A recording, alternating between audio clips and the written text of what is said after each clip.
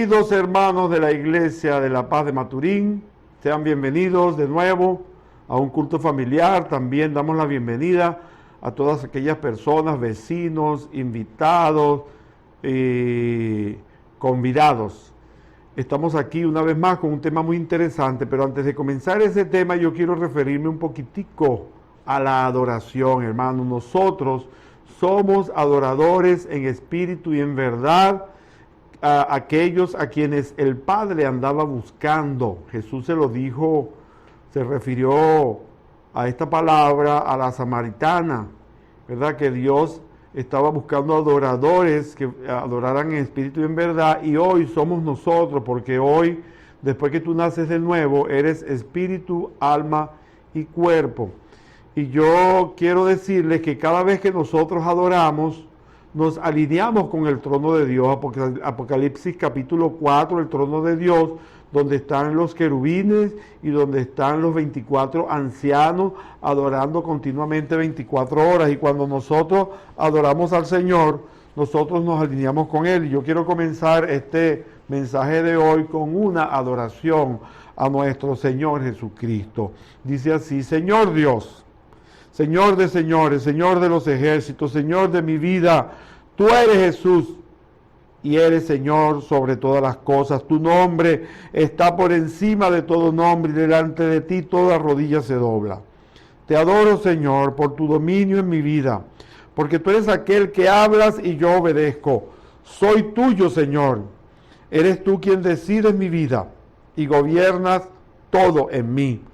No soy de mí mismo. Tú eres el Señor a quien sirvo con todo mi corazón y por amor.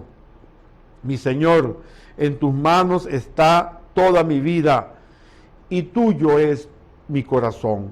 Tú, Señor, te muestras fuerte para con aquel cuyo corazón es totalmente tuyo. Yo sé, Señor Jesús, que tú eres fuerte, pues dominas sobre todo. Cada vez que mis enemigos se levantan contra mí, ellos ciertamente caerán, porque tú tienes el poder para vencerlos con una sola de tus miradas. Tú eres el Señor, el león de la tribu de Judá, que ruge contra mis enemigos y siempre triunfarás. Te adoro, Señor. Te adoro, Señor Jesús. Mi victoria consiste en eso, en medio de la guerra, del tormento, de la angustia, apenas adorarte. Aleluya, gloria a Dios. Bueno, hermanos, hoy tenemos un tema muy interesante. Este tema lo vamos a denominar la unidad de la iglesia. Nosotros hablamos en el último tema, el tema anterior a este, hablamos de que deberíamos cuidarnos del espíritu de división. Bueno, ahora vamos a hablar conforme a la palabra de Dios, según lo que dice el cuarto capítulo de la carta a los Efesios, del versículo 1 al versículo 3, qué cosas debemos hacer para mantener a la iglesia en unidad. Pero en este caso nos vamos a referir, hermanos, cómo o qué virtudes debemos practicar para desarrollarla, para nosotros mantener a la iglesia de Jesucristo, al cuerpo de Jesucristo unido. La palabra base de este mensaje lleva por título la unidad del Espíritu. Efesios capítulo 4, versículo 1 al 3. Yo, pues, preso por causa del Señor, les ruego que vivan como es digno del llamamiento que han recibido, y que sean humildes y mansos y tolerantes y pacientes unos con otros en amor. Procuren mantener la unidad del Espíritu en el vínculo de la paz. Hermanos, la unidad en la iglesia de Jesucristo, en el cuerpo de Jesucristo, es necesaria, es fundamental para el crecimiento de la iglesia. Sin unidad no hay crecimiento. Todos los miembros de la iglesia debemos promover y cooperar conscientemente para alcanzar la unidad del cuerpo de Cristo. Vivimos un mundo dividido. ¿Y quién dividió este mundo? El mismo hombre. Hermanos, nosotros mismos hemos levantado barreras sociales. Nos decimos clase media, clase alta, clase rica. Hemos levantado barreras financieras, decimos que hay ricos y hay pobres. Hemos levantado barreras religiosas, barreras étnicas. Eres negro, amarillo, latino, chino, blanco, etcétera. Hermanos, y somos nosotros mismos que hemos traído esa división al mundo. Hermanos, ustedes ya conocen todas las cosas las cuales yo voy a tratar en este mensaje. Ya lo leímos anteriormente. Sin embargo, mi deber como pastor de esta congregación es recordarles continuamente estas cosas para que nos mantengamos firmes en nuestro llamado y para que la iglesia se mantenga en unidad. Yo voy a leer a continuación, yo quiero referirme al versículo 1 y lo voy a repetir. Yo pues, preso por causa del Señor, les ruego que vivan como es digno del llamamiento que han recibido. Ya hemos recibido todo lo que nosotros necesitamos para andar en el Espíritu, hermano. Ya nosotros fuimos llamados, ya nosotros recibimos la salvación, ya nosotros somos hijos de Dios y somos miembros de su cuerpo, del cuerpo de Cristo, somos miembros de la congregación de la iglesia. Ya tenemos todo lo que necesitamos, pero necesitamos una cosa más. Necesitamos ahora mantenernos en unidad los unos a los otros. Tenemos una gran responsabilidad como creyentes cristianos. Ahora tenemos que mantener esa condición y debemos mejorarla cada día más para permitir el crecimiento de la iglesia. Tanto individualmente nosotros debemos estar en unidad, debemos estar en paz con nuestros hermanos y también desde el punto de vista material, y esto nos va a permitir crecer, hacer crecer nuestro ministerio en almas para el Señor. Yo quiero también referirme a que nuestro andar diario debe ser consecuente con nuestro llamamiento. Esto quiere decir andar en unidad en la iglesia, en el mundo y en el hogar. En este mensaje vamos a ver cómo andar delante de los miembros de la iglesia. En el versículo 2 habla de 5 virtudes muy importantes. Dice así: y que sean humildes, mansos, tolerantes y pacientes unos con otros en amor. Para que nosotros podamos andar en unidad, debemos practicar y desarrollar estas virtudes, hermanos. Y estas virtudes no son nuevas, hermanos. Nosotros constantemente estamos trillando, estamos hablando de estas virtudes, de la humildad, de la mansedumbre, de la tolerancia y de la paciencia. Hermanos, son virtudes que están contenidas en la palabra de Dios y que son semillas del fruto del Espíritu. Nosotros las debemos practicar para poderlas germinar y desarrollar, para que crezcan y mantener la iglesia unida. Hermanos, vamos a hablar de la primera: humildad. Humildad. En este caso nos vamos a referir de la humildad unos con los otros. Fuimos creados a imagen y semejanza de Dios. Sin embargo, Dios quiere que nosotros seamos semejantes a Jesús. Jesús, dice la palabra de Dios, que Él fue manso y humilde de corazón. ¿Y qué quiere decir esto, hermano? Jesucristo se despojó. Él sabía que Él era Dios 100% y era hombre 100%. Mas Él no quiso desarrollar su ministerio basado en su condición de Dios, sino que Él se despojó de su condición de Dios y quiso andar y caminar en la tierra en su condición de hombre. Y él creció como un niño normal y él hizo todas las cosas de una persona normal hasta que comenzó su ministerio a los 30 años, hasta que se hizo hombre y pudo mostrar el amor de Dios a través de su ministerio. Una persona que es humilde, un creyente que es humilde, es una persona que debe tener baja estima. Ustedes dirán, bueno, pero ¿cómo es esto?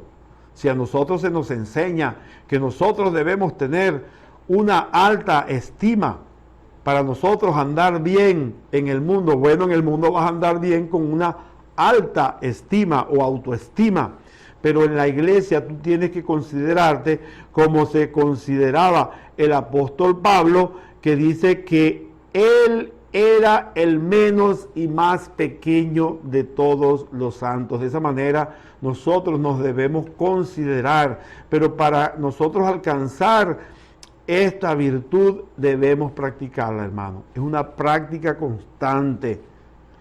Yo te quiero preguntar, ¿será que tú eres tan humilde como el apóstol Pablo, que decía que él era el menos y más pequeño de todos los apóstoles? Aquí, en la práctica de esta virtud, hermano, nosotros no debemos tener de ninguna manera actitudes de superioridad. Nosotros debemos despojarnos de nuestras condiciones, de nuestros títulos, de nuestra condición social o étnica. La iglesia de Jesucristo es el único lugar donde todos nosotros somos iguales. No hay blanco, no hay negro, no hay chino, no hay indio, no hay rico, no hay pobre, no hay ninguna condición social, porque todos somos iguales. Tenemos una cosa que es única y que es el Espíritu. Estamos unidos en el Espíritu Santo. Para mantener la unidad en la iglesia debemos practicar la humildad con nuestros hermanos. Hay una actitud muy importante que nosotros debemos mantener. Todos nosotros, oigan bien, yo nunca hablo de ustedes, yo hablo de nosotros, porque cuando yo me siento aquí en esta condición de predicador, hermanos, tanto ustedes reciben como yo. Cuando yo lo señalo así, es un dedo para ustedes y 3 para mí.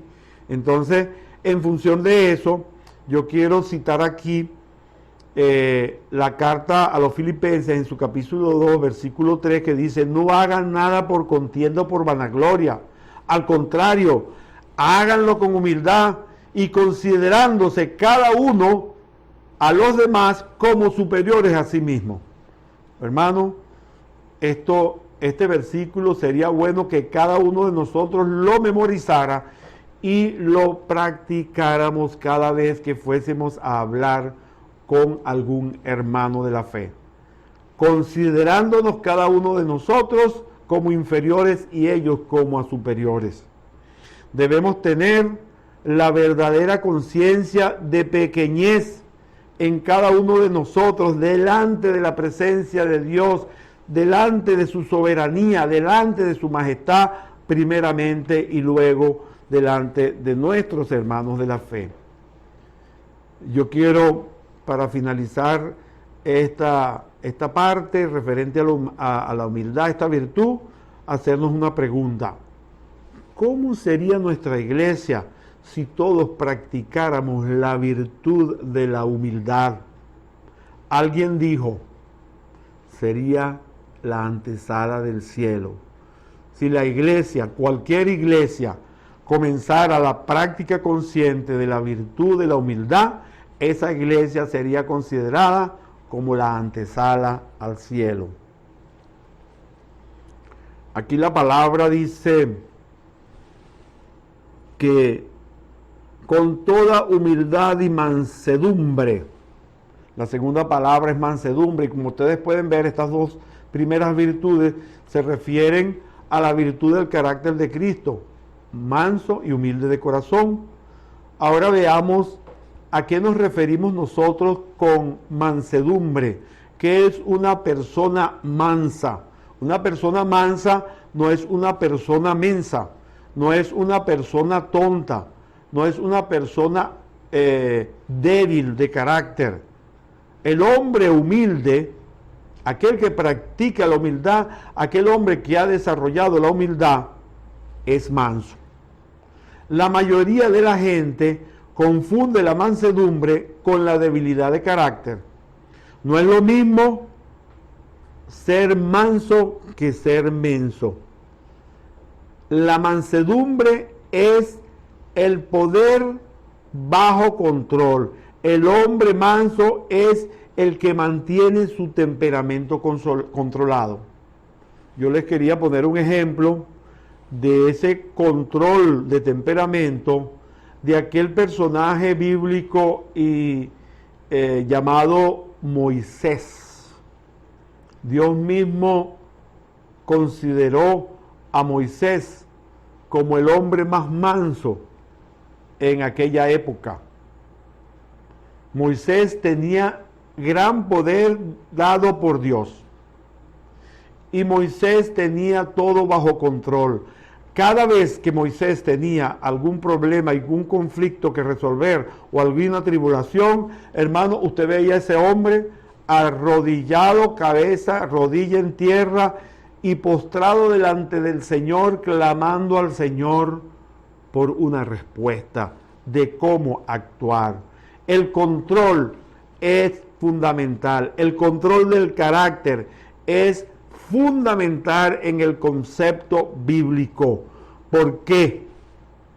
Una persona que se ira con facilidad, generalmente nosotros decimos, esa persona es de carácter fuerte. No, hermano, esta persona no es de carácter fuerte, ni es una persona mansa. Esa persona es una persona débil que se deja dominar por las circunstancias. Es como dice el proverbio, como ciudad derribada es el espíritu del hombre que no tiene rienda y está a expensa de las circunstancias. Mansedumbre también es anteponer los intereses de Cristo y de los demás antes de que pongamos los nuestros intereses.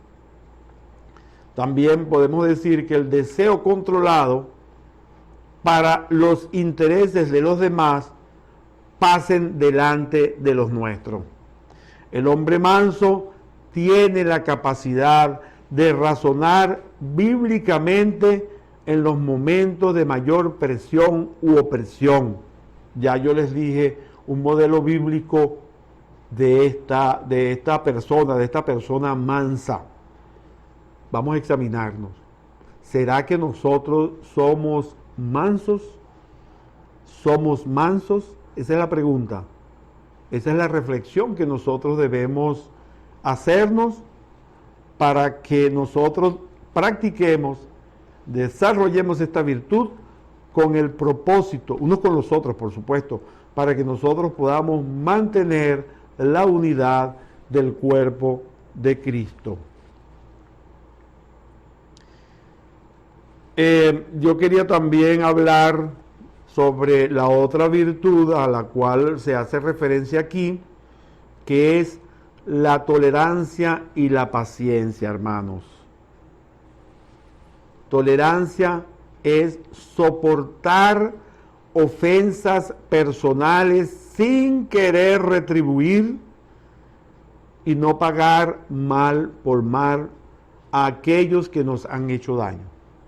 Ahí podríamos hablar de esa virtud de tolerancia como esta acción de soportar toda ofensa sin querer vengarse. La misma palabra dice que el Señor es nuestro vengador, que Él dará el pago. Cuando alguien nos hace algún daño, hermanos, nosotros debemos retribuirle a la persona con bondad. Y como lo dice la palabra, si tu enemigo no tiene que comer, dale de comer. Si tu enemigo no tiene de beber, dale de beber.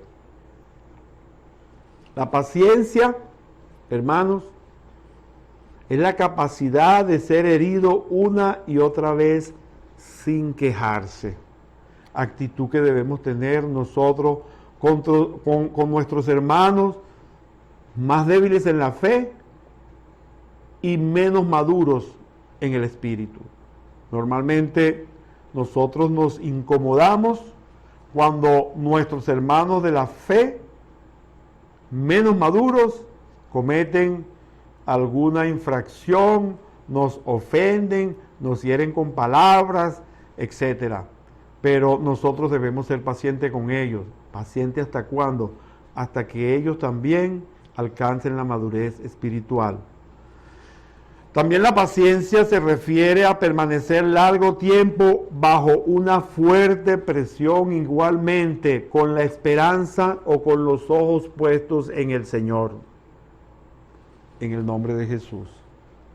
Bueno, mis hermanos, estas virtudes, hermanos, tienen que ser practicadas, conversadas, comentadas unos a los otros.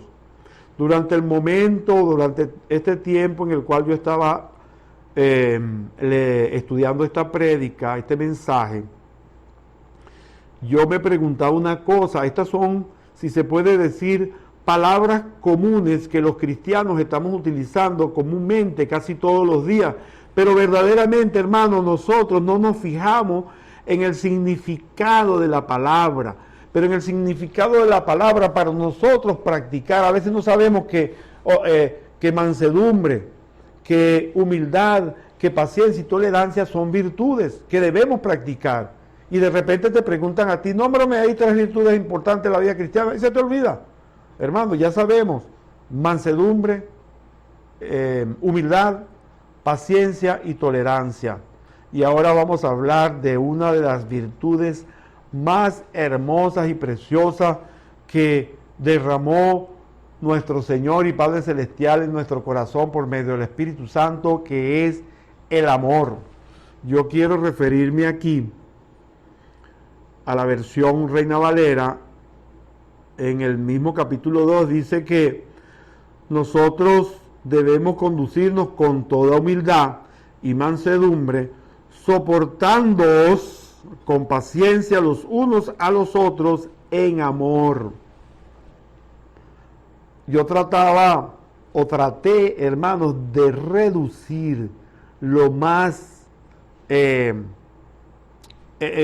unas pocas frases, resumir el significado del amor, porque yo podría leerles aquí el capítulo 13 de la primera carta de los Corintios, que se refiere a la preeminencia del amor, pero yo quería hablarles con relación al amor, de que nosotros somos gobernados por principios, y principalmente por el principio del amor. El amor cubre multitud de faltas, el odio despierta rencilla, pero el amor cubre todas las faltas. El amor es una decisión que tú tomas. El amor no es una ley, no es una condición, es una decisión que yo tomo. Yo decido amar o decido odiar. El amor espiritual es incondicional, hermano. Voy a ser bueno contigo aunque tú me ofendas, aunque tú hagas lo malo conmigo. Hermano, para finalizar vamos a ver el versículo 3. Yo digo que muy importante. El versículo 3 de este capítulo 4, que dice: procuren mantener la unidad del Espíritu en el vínculo de la paz. Hermano, hay unas versiones bíblicas que dicen: sean solícitos para mantener la unidad del Espíritu en el vínculo de la paz. Quiere decir, solícitos, sean diligentes, procuren mantener la unidad del Espíritu en el vínculo de la paz. Para nosotros, si nosotros practicamos estas virtudes, estas 5 virtudes que acabamos de tratar someramente, resumidamente, hermanos, nosotros vamos a andar en paz. ¿En paz con quién? Con nuestros hermanos y con el Señor. Pero somos nosotros que debemos hacer el esfuerzo, hermanos. somos nosotros. No va a venir ninguna fuerza exterior a hacer el esfuerzo para nosotros mantenernos en unidad. Si nosotros practicamos estas cinco virtudes, hermanos, tenemos la certeza de que nosotros vamos a mantener la unidad del cuerpo de Cristo.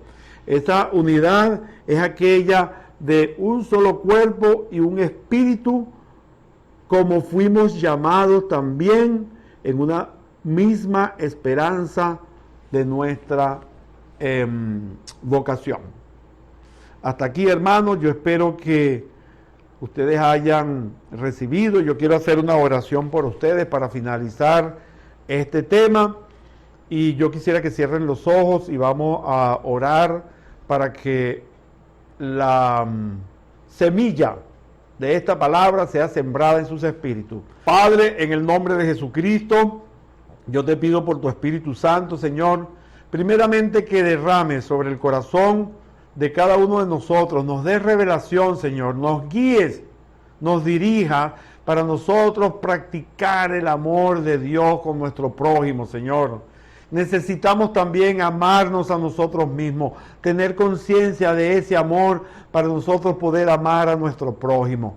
Señor, ayúdanos a desarrollar las virtudes, a practicar conscientemente esas virtudes: humildad, mansedumbre, tolerancia y paciencia. Padre, ayúdanos a mantener el cuerpo de Cristo unido en un mismo espíritu. En el nombre de Jesús, amén y amén. Ahora, mis hermanos, yo quiero hacer un llamado para aquellas personas que no han recibido a Jesucristo en su corazón. En el Evangelio de Juan, en el capítulo 3, en el versículo 16, dice que Dios Padre envió a su Hijo unigénito por amor a nosotros, para que todo aquel que en Él crea sea salvo y tenga vida eterna. Hermanos, si tú eres una de esas personas que quieres ver la salvación de nuestro Dios y reconciliarte con nuestro Padre Celestial, es necesario que confieses con tu boca audiblemente y creas en tu corazón que Jesucristo es el Hijo de Dios. Yo te voy a invitar, ahí mismo donde están sentados, que hagas esta oración conmigo. Cierra los ojos. Yo reconozco que Jesucristo es el Hijo de Dios. Yo reconozco que Jesucristo murió por nosotros en la cruz y derramó su sangre para redención de nuestros pecados. Yo reconozco que Jesucristo resucitó al tercer día y está sentado a la derecha del trono de Dios. En este momento, yo abro mi corazón y recibo a ese Jesús como mi Señor y Salvador personal. Te pido, Señor Jesús, que perdones todos mis pecados y escribas mi nombre en el libro de la vida del cielo. Gracias, Señor Jesús. Si tú hiciste esta oración, aquellas personas que lo hicieron por primera vez son nuevas criaturas espirituales. Aquellas personas que estaban desviadas de la fe e hicieron esta oración de nuevo, se han reconciliado con nuestro Padre Celestial. Y yo los invito a aquellas personas que lo hicieron por primera vez y a aquellos que quieren restaurarse en su relación con Dios, que hable con la persona que los invitó y les pregunten cuál es el próximo paso que ustedes deben tomar.